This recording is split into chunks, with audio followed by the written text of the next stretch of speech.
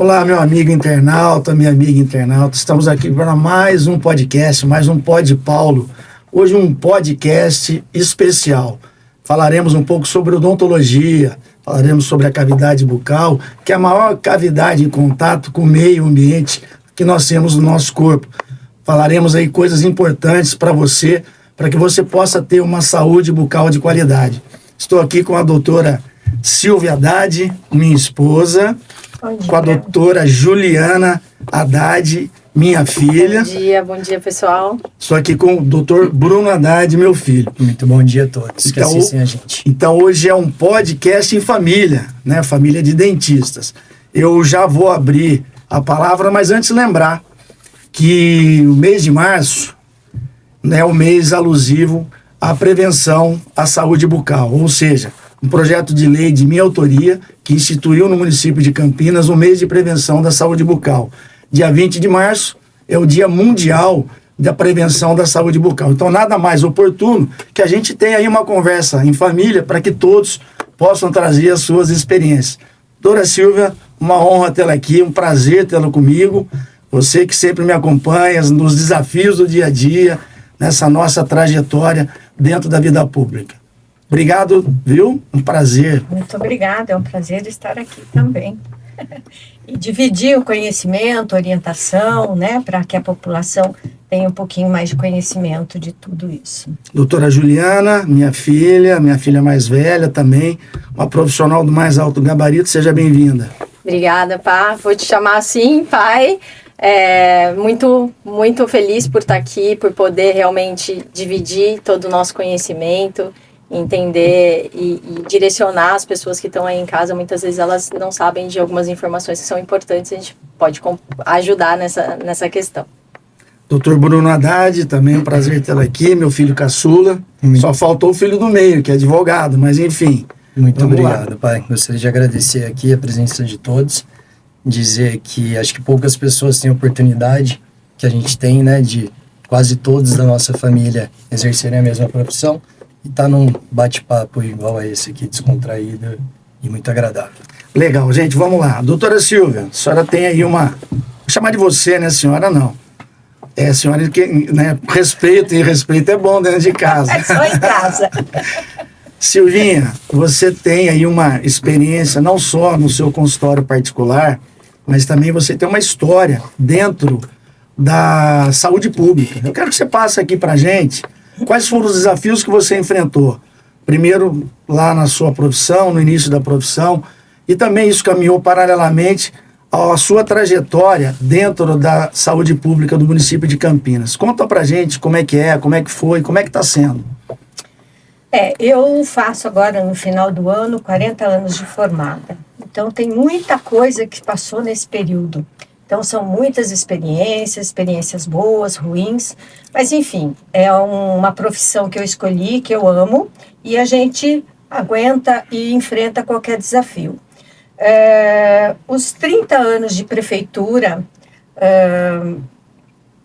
alguns pontos a gente sofreu um pouquinho, mas a gente conseguiu superar em função de tratamentos, alguns pacientes que não aderiam ao tratamento como deveriam, eles só nos procuravam na época, na hora de dores, mas a gente conseguiu mudar um pouquinho a mentalidade deles.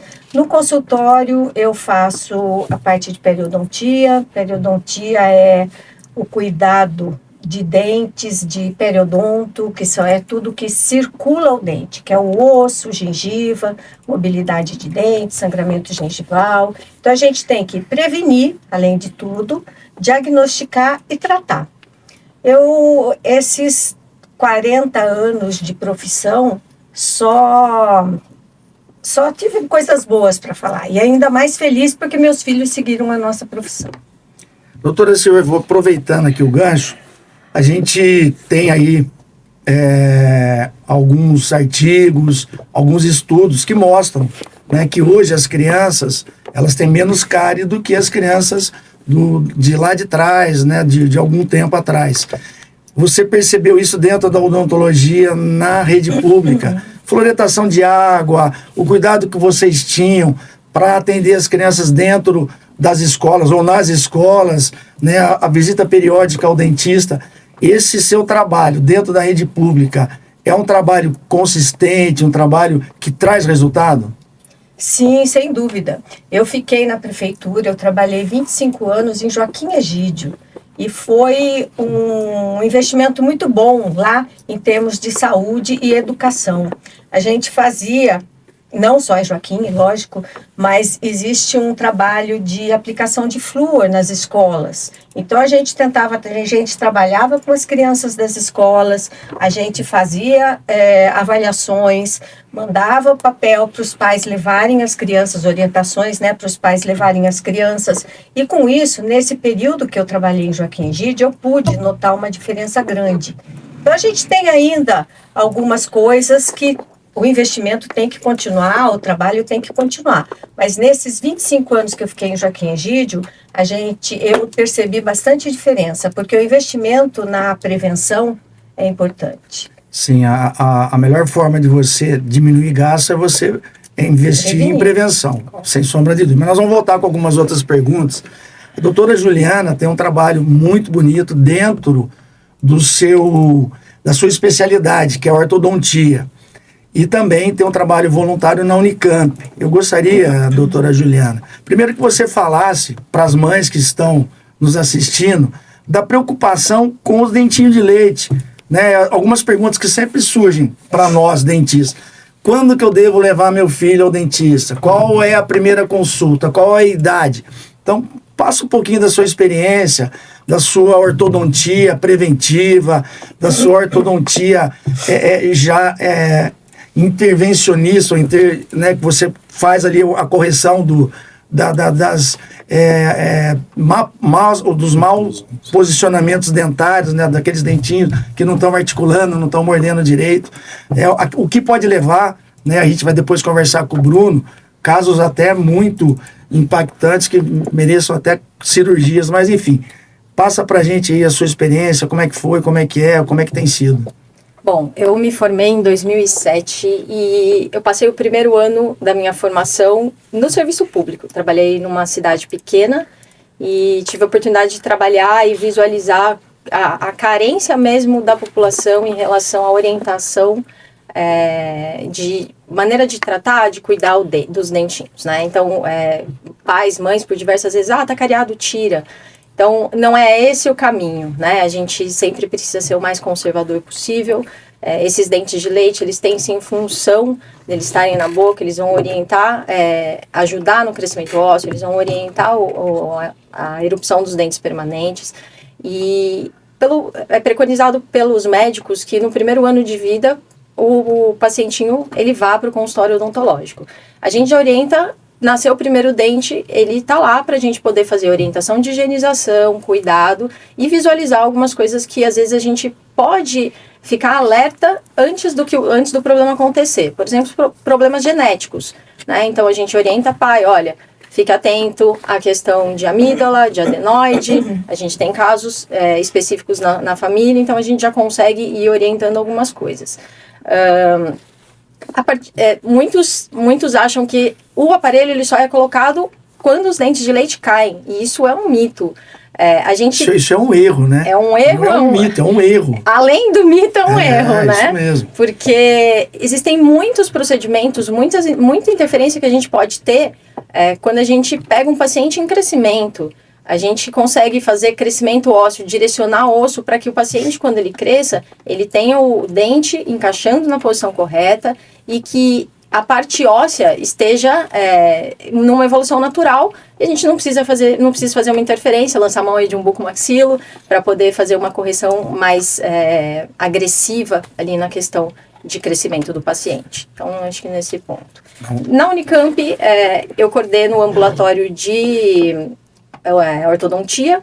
Então, a gente recebe pacientes de fora que são indicados para cirurgias ortognáticas, que são cirurgias corretivas da face. Então, eu faço toda a questão de avaliação. Muitas vezes a gente orienta ortodontistas que estão ali preparando casos que não são nossos, né? Para que a cirurgia se torne viável, né? Muita gente não sabe, mas a gente precisa de um tratamento ortodôntico alinhado a um tratamento cirúrgico para que essa cirurgia aconteça. E lembrar também que é tudo de graça, né? Lá na Unicamp, a parte cirúrgica, sim, é Isso. pelo SUS. A parte ortodôntica, infelizmente, a gente ainda não tem nenhum setor público que supra isso daí. A gente até gostaria que isso acontecesse, né? Fica aí a dica, Então, né? Quem sabe, né? Aproveitando Já a oportunidade. gancho, né? E saber, né? Saber Mas que... é importantíssimo que isso aconteça, porque muitas vezes a cirurgia está limitada, né? Porque a gente não tem uma questão ortodôntica. A gente já evoluiu muito em termos de odontologia, com atenção às especialidades dentro da odontologia, mesmo no município de Campinas ou outros municípios, reabilitação, enfim. Mas a ortodontia eu acho que ainda é um gargalo que depende muito de políticas públicas. Eu acho que a gente tem sim como caminhar com isso, até por conta que nós temos hospitais que atendem a rede pública, Sim, hospitais públicos que podem fazer esse trabalho para que a pessoa tenha acesso, né? E que a parte corretiva, ele vai trazer muitos benefícios em saúde geral. Sim. Né? Um paciente que se alimenta, que mastiga, ele com certeza ele não vai ter um reflexo gástrico, intestinal, então é realmente pensando na saúde geral. Aquela frase de que saúde começa pela boca e realmente. E lembrar que o dente tem muitas funções, ele é multifuncional, né? Não certeza. Só para mastigação, mas para falar direitinho, né, esteticamente, né, é importante. Sim. Questão social. Questão social, enfim, é o nosso cartão de visita.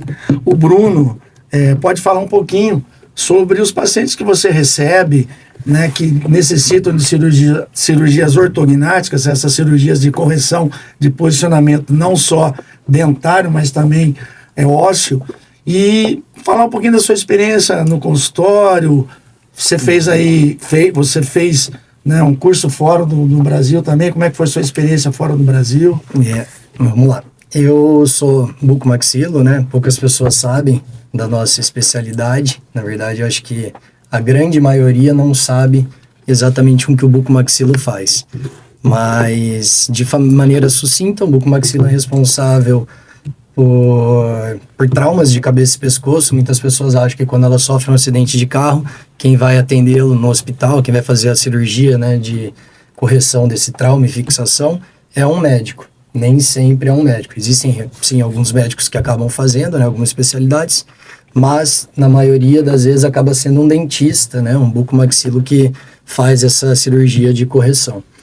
Além disso, a gente faz a parte de alguns tumores e cistos da face, né, cabeça e pescoço, e a gente faz também a parte de cirurgia ortognática, que é a parte de correção de uma deformidade dento-esquelética, conforme a doutora Juliana falou, né, Ju? Em alguns casos, o paciente consegue sair de um procedimento cirúrgico com o uso do aparelho ortodôntico, lógico, desde que seja feito com uma ortodontista ou com um ortodontista capacitado. E muitas vezes a gente precisa do ortodontista para que, quando a gente vá realizar a cirurgia de correção desses maxilares, a gente tenha um bom encaixe da oclusão. Então, né, que o paciente consiga morder durante a cirurgia de uma maneira que seja a maneira adequada e que a gente tenha uma boa estabilidade desses cotos, né, desses fragmentos ósseos que a gente vai fixar.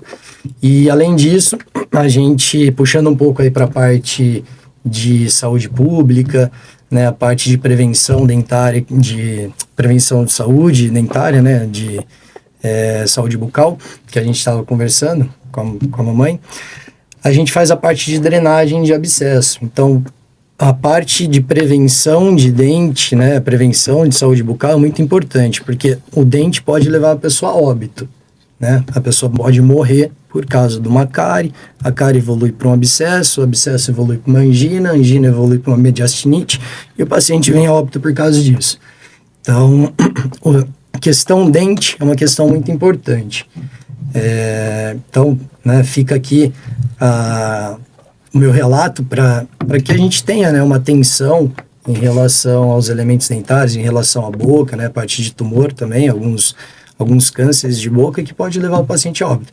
Então, é sempre muito importante uma visita, né, no dentista, né, no cirurgião dentista, a cada 3 meses, a cada 6 meses, né, de uma maneira a criar uma rotina realmente, porque a melhor maneira de tratar é prevenindo, né?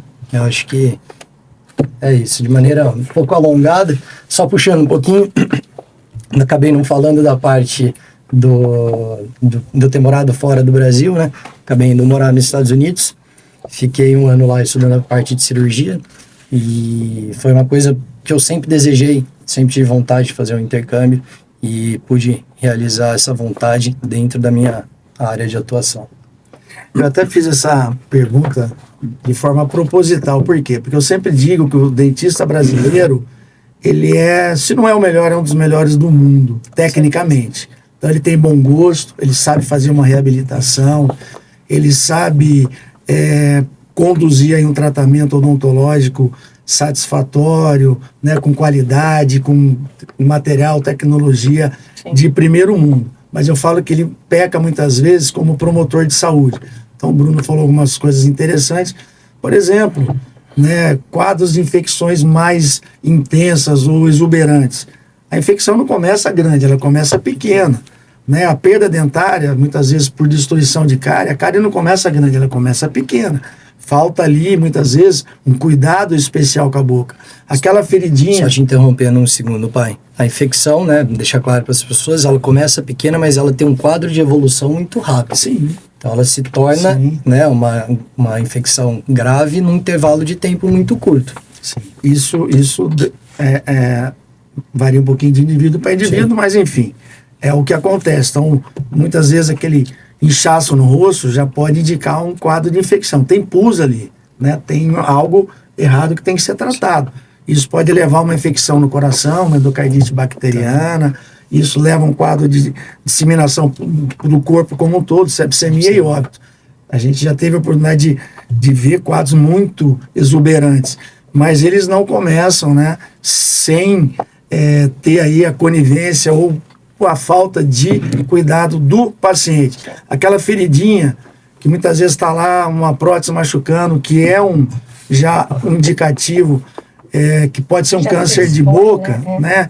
É importante que o dentista, aí eu falo da promoção de saúde, que o dentista brasileiro, muitas vezes ele peca um pouquinho, mas a gente tem que estar atento, né? O profissional, seja da rede pública ou da rede privada, do seu consultório, esteja atento.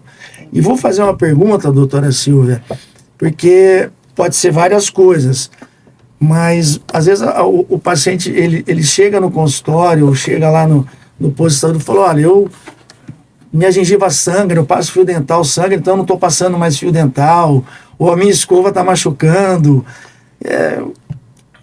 Fala pra gente, é real que o fio dental machuca, ou nós temos que fazer algo diferente, ou o paciente tem que fazer algo diferente do que está fazendo para ter uma saúde bucal adequada? Falando de problema de gengiva, que é a sua especialidade. Na verdade é o seguinte, o problema gengival, ele começa com um acúmulo de resíduo. Então, obviamente, tem outras coisas envolvidas, mas o básico é um acúmulo de resíduo. Mas, nossa, você está falando que eu não escovo os dentes? Não, você escova de uma maneira inadequada que tem que ser modificada. Tem que se dedicar um pouquinho mais, você tem que passar fio dental. Eu tenho um sangramento, então por isso que eu não passo. É o contrário. Então, a gengiva é o único local do nosso corpo que, se a gente mexe, tem sangramento, você fala, não, então é aqui que eu vou mexer. Eu vou passar o fio dental delicadamente, mas tem que ser passado, tem que fazer a escovação, e com isso você vai ter um problema de inflamação gengival, vamos dizer assim, resolvido. É óbvio que tem muitos casos que tem que ter a intervenção do dentista. O dentista tem que deixar a boca num estado adequado para que o paciente dê continuidade. E isso é a prevenção. Então, a periodontia é prevenção, diagnóstico e tratamento do problema. Então, é uma coisa que não pode deixar de ser feita. A escovação, a higienização. Lembrar também, né, que os pacientes na fase adulta, eles perdem dentes, muitas vezes sem cárie, né? Sim, fica pelo mole. Próprio, Como é que é isso? A parte periodontal, você tem um comprometimento gengival, e esse comprometimento gengival crônico acaba fazendo com que você perca o osso que está sustentando o dente.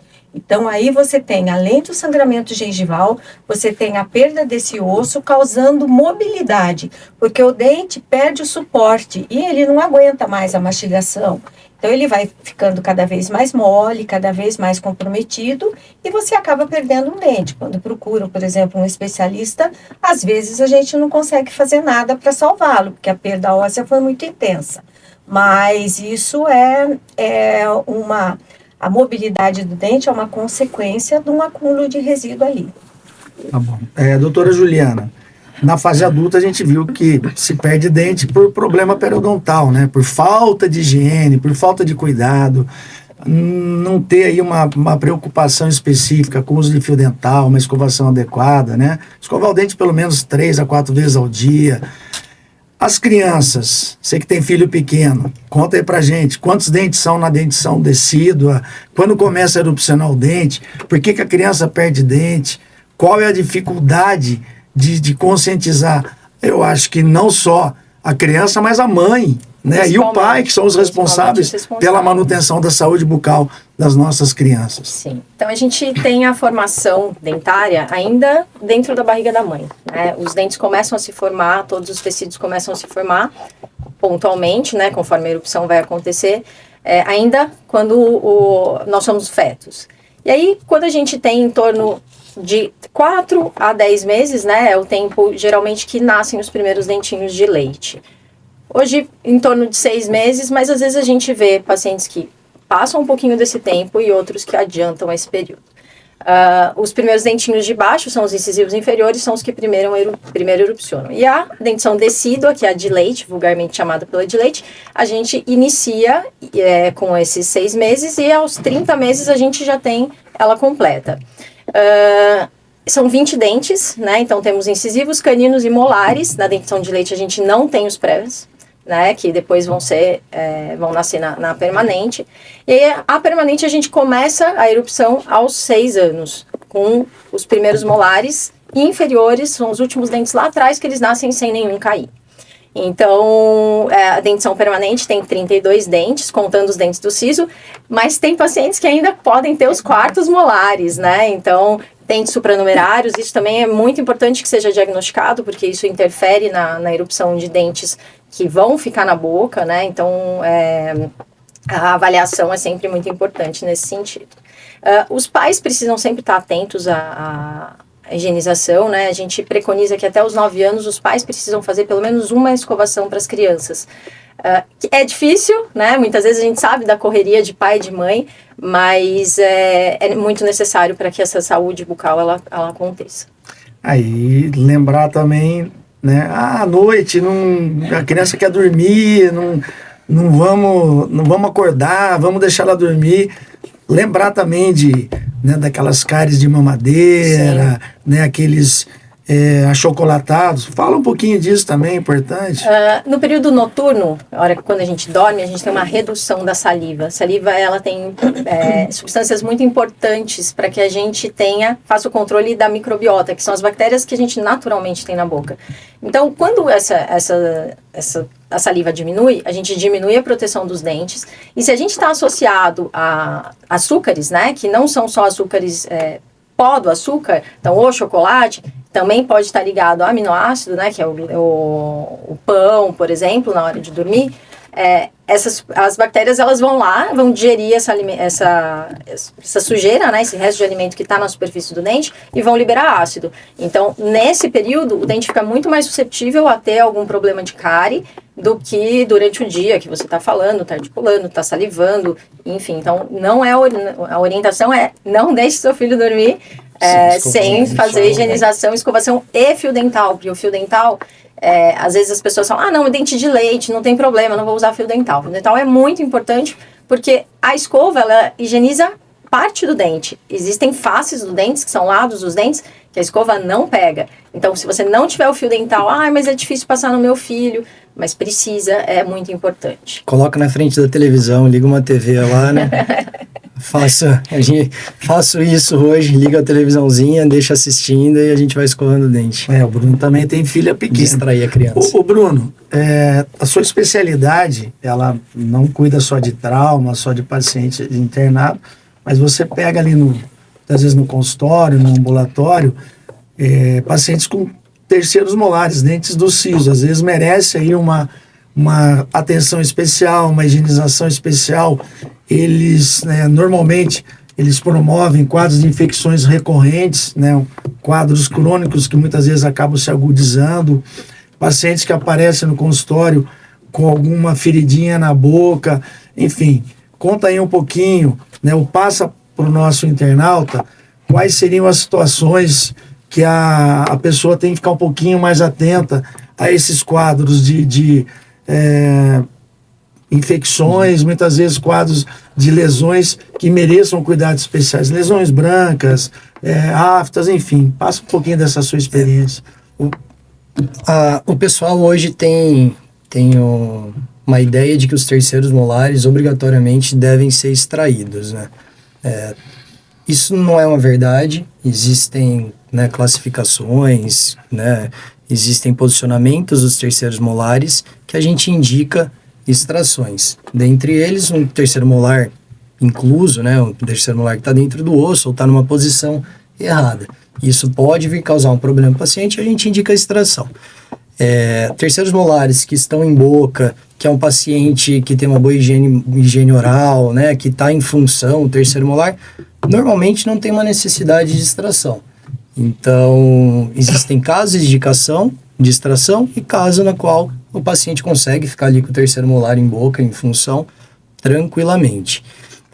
Em relação às lesões, existem várias lesões que podem significar várias coisas, né? Vários tipos de doença na boca.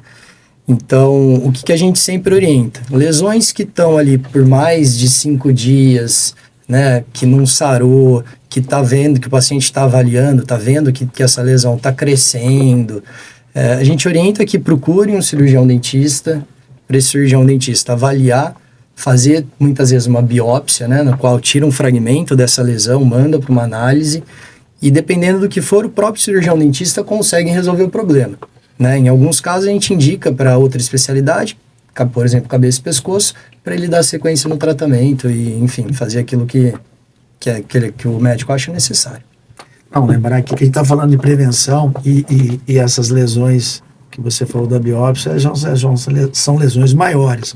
Então, lembrar, tem ali uma feridinha, uma afta que não cicatriza, ela tem uma evolução, né? Uma semana, 10 dias, 15 dias, 20 dias.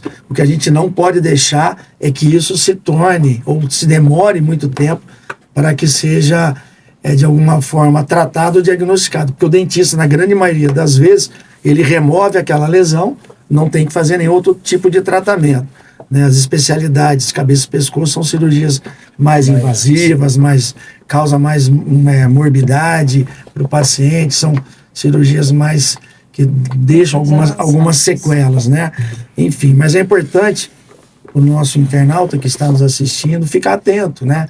Às vezes uma pessoa mais de idade dentro de casa tem uma dentadura, tá lá, não está bem adaptada, está machucando, uma ponte móvel, está lá, está machucando, uma feridinha, uma afta que não sara, 15 dias, 20 dias, procurar o dentista. Mesmo porque muitas vezes não tem dor. Isso, né? também Então, às vezes não tem dor. Então, são feridas que você vai levando, vai empurrando com a barriga, a gente fala, mas o momento de ser precoce, o tratamento é decisivo no futuro do paciente. Falando da parte de prótese, lembrar que prótese não machuca, né? Tem muitos dentistas que instalam prótese no paciente, a gente vê no consultório, né? Dentistas que instalam a prótese no paciente, o paciente chega reclamando pra gente e o paciente fala, o dentista falou que machuca um pouquinho mesmo e que é assim. Que eu tenho que não, né? que vai calejar. Né? Que é igual, prótese...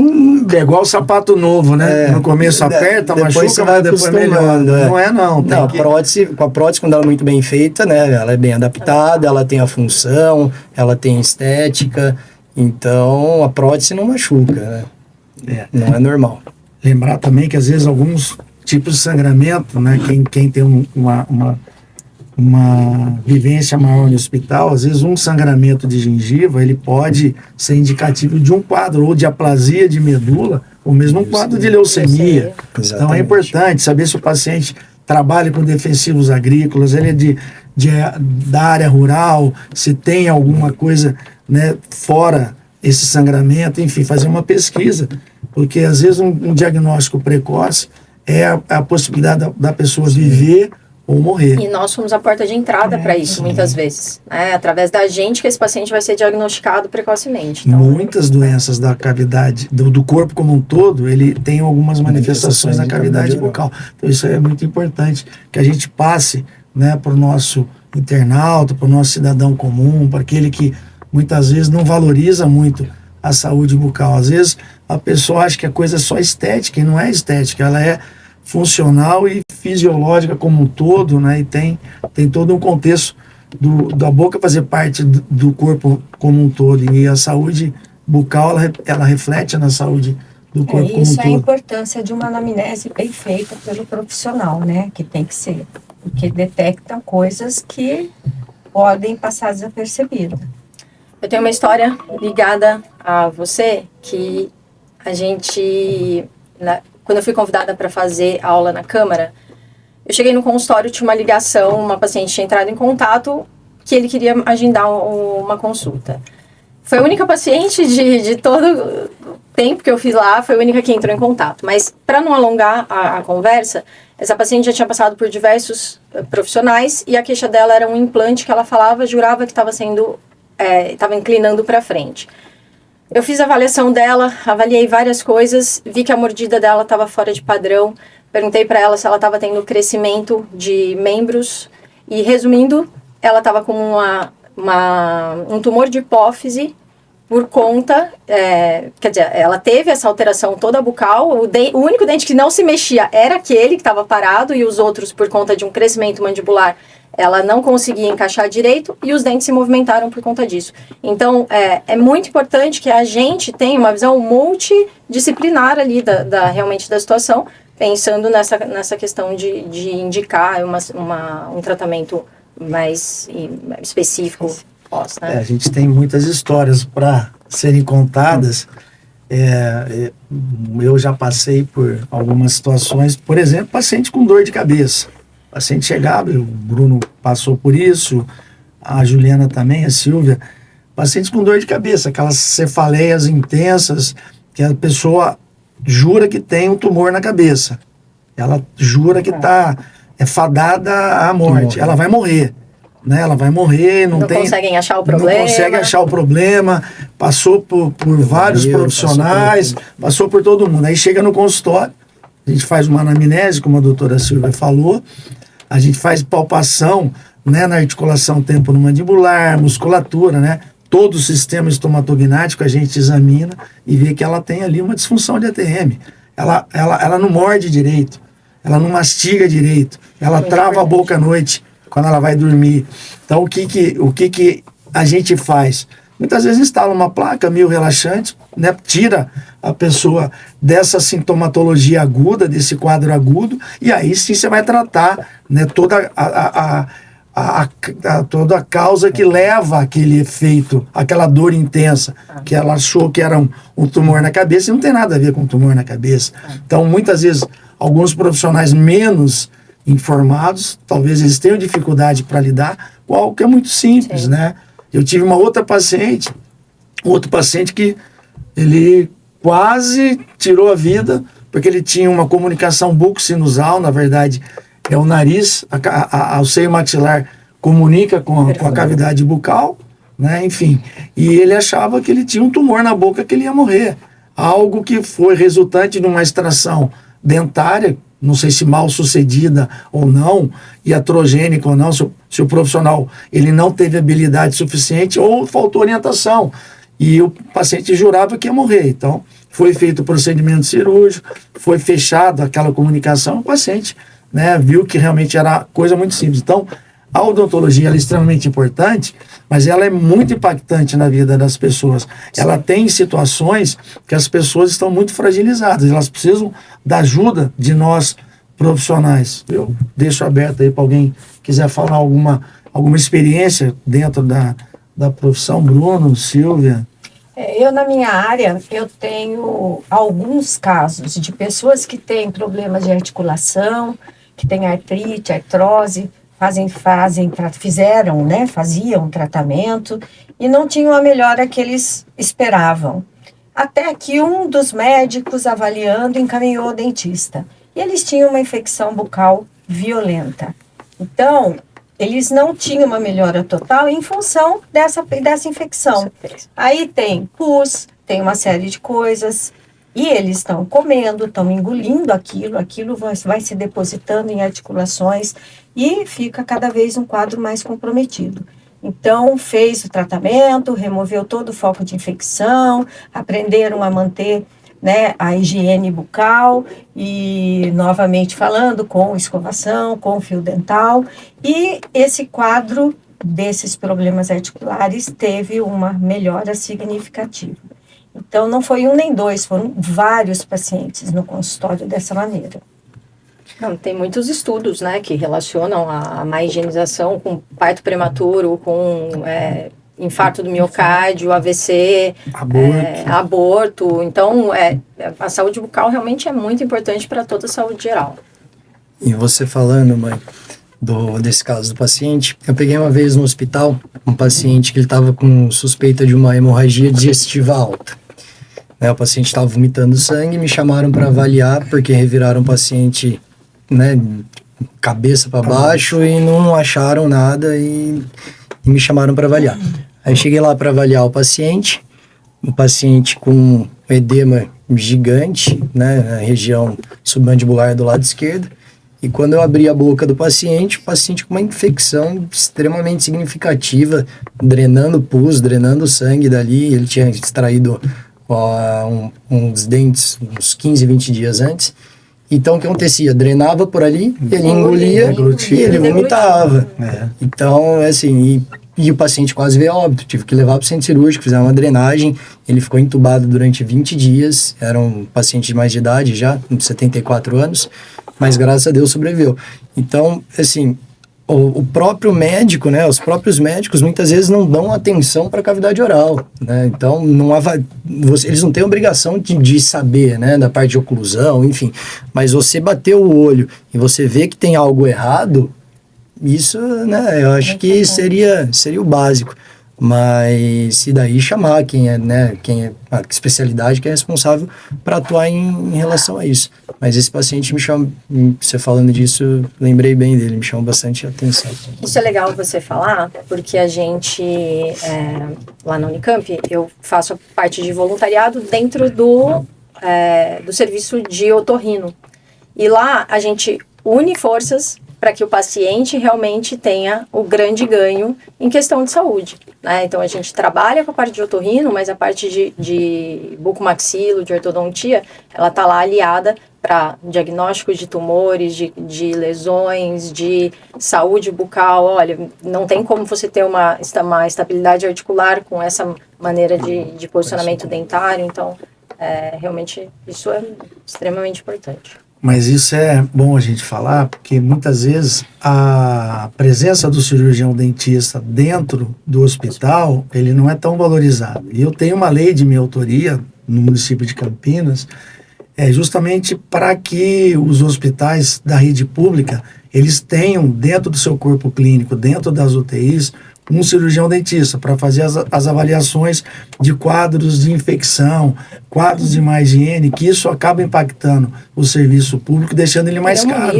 Controle de pneumonia. Quadros de pneumonia, as internações que ficam, né, por mais tempo, os pacientes ficam acamados por mais tempo, aquelas internações mais demoradas, enfim. Então, a presença do cirurgião dentista dentro do hospital, dentro de uma UTI, para dar uma melhor qualidade, né, ao paciente, ao tratamento, enfim, a evolução mais rápida, isso é importante. Hoje tem a especialidade que é odontologia hospitalar. Isso, né? Exatamente. Tornou-se especialidade, né, foi reconhecido agora. Então, e é comprovado cientificamente, né, que o dentista dentro de uma UTI, ele diminui em por X vezes os quadros de sepsemia, os quadros de infecções graves, né? Então, a gente tem a especialidade, muitos hospitais ainda em Campinas não tem o especialista atuando no hospital. Mas aí o buco faz às vezes. Acaba sobrando pra gente fazer, mas é que foge, né? O pessoal da odontologia hospitalar, por exemplo, vai lá e faz a profilaxia no paciente que está entubado. A gente acaba não fazendo isso na nossa área de atuação. Mas quando está diante de uma infecção, orientações sim, mas quando está diante de uma infecção a gente entra. Mas o mais importante é prevenir, né? Sim. Com certeza absoluta. Bom, eu acho que o assunto ele é Ixi, tem muito papo para muitos intrigante, dias. né? Tem, a conversa é boa. Afinal, temos uma vida falando sobre isso, A gente né? termina falando sobre isso no almoço de amanhã.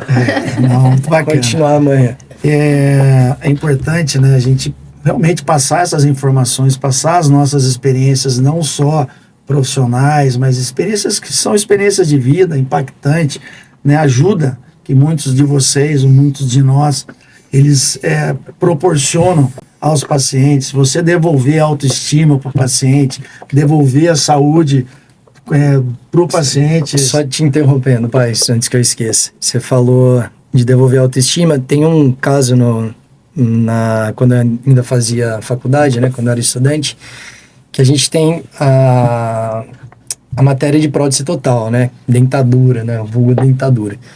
E eu atendi uma paciente e eu fiz uma prótese total para ela. E quando eu entreguei a prótese, ela falou: nossa, fazia 20 anos que eu não sorria, eu tinha vergonha, agora eu voltei a sorrir. E isso também foi um paciente que me marcou muito. Então, falando dessa parte, né, de autoestima, essa parte de pessoa se sentir bem, né? Pessoa que não sorri, pô, como ficar 20 anos sem sorrir, né? Então é uma pessoa triste.